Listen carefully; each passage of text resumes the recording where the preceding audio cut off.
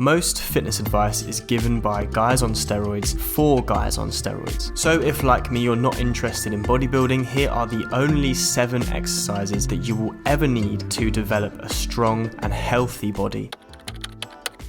The Kettlebell Clean and Press. It is a full body movement. It'll work strength, coordination, power through a lot of your posterior chain to actually get the kettlebell up to your chest into the rack position, and then it will use a lot of shoulder strength to press the kettlebell up above your head. It'll build your shoulders, a little bit of core, it will build your grip and explosive strength, and it works great with just a single kettlebell. So that's amazing for a home gym. If you don't have much space, just one kettlebell and you are good to go. I've really noticed this exercise making my shoulders not just stronger but also a little bit bigger as well. So I've been loving this movement and I plan to do it for a very, very long time. My top tip is to learn it with a lighter weight. I made the mistake of thinking that I was stronger than I was. Use a lighter weight, learn it, and then increase the weight from there.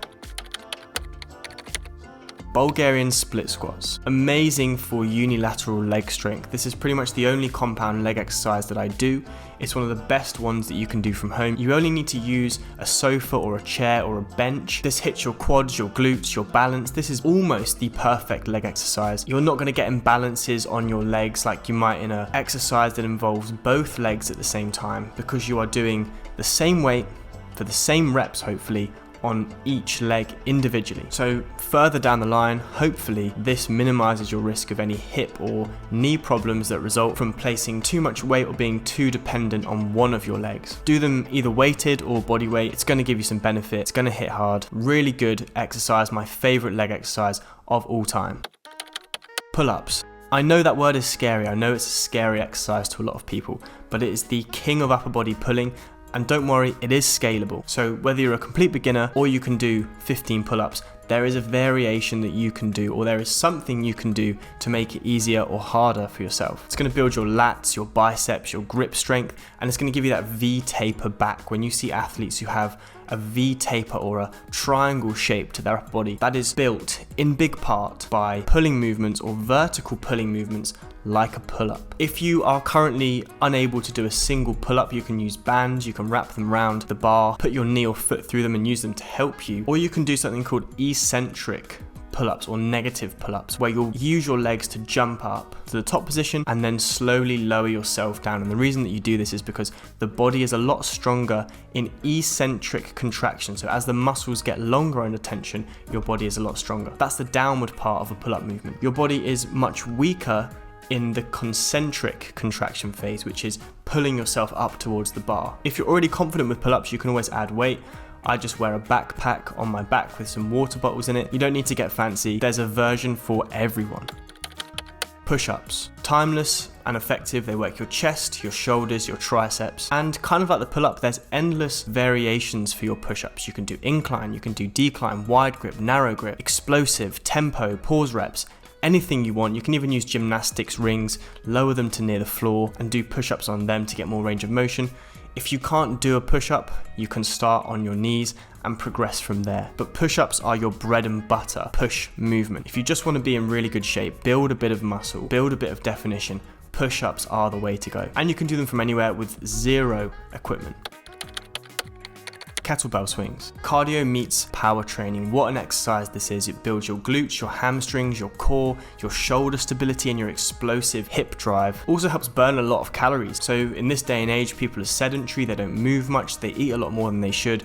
And one of the ways to get around that is to burn more calories. How do you do that?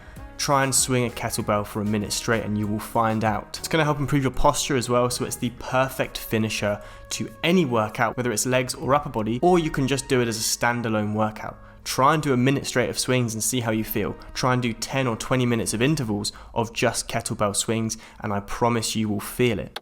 Dips. You can do dips on parallel bars, you can even do this in your kitchen, you can use some chairs, put 2 chairs near each other and do them. Or you can use gymnastics rings. They're going to be brutal for your chest, shoulders and triceps. They're going to build a lot of muscle. If you use chairs, just be careful that they're stable enough and they're not going to tip backwards. I'd recommend, if you can, spend a bit of money on some dip bars, on some parallel bars. I've recently got some gymnastics rings and they are so much harder than regular dips. And like any exercise, when you reduce the stability, you can put less force through those muscles, which could be a potential drawback.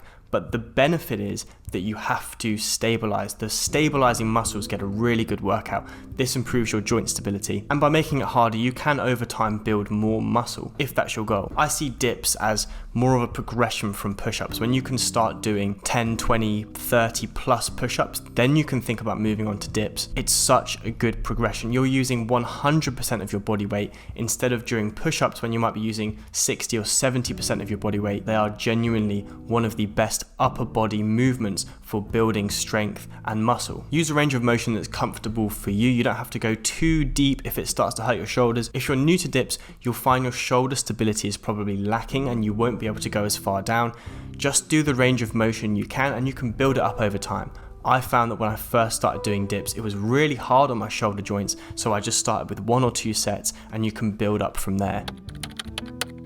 Rows. Horizontal pulling to balance out all of your push work. So especially if you're someone who uses a kettlebell for a lot of exercises, they're very, very heavy on pushing movements, especially overhead pushing movements. So to balance this out, you want to do some horizontal pulling. It's going to train your traps, your rhomboids, improve your postural strength. It's going to give you a thicker back. And the best thing is you can do this with 1 kettlebell, 2 kettlebells, rings, TRX, even your dining room table can be used to do it with.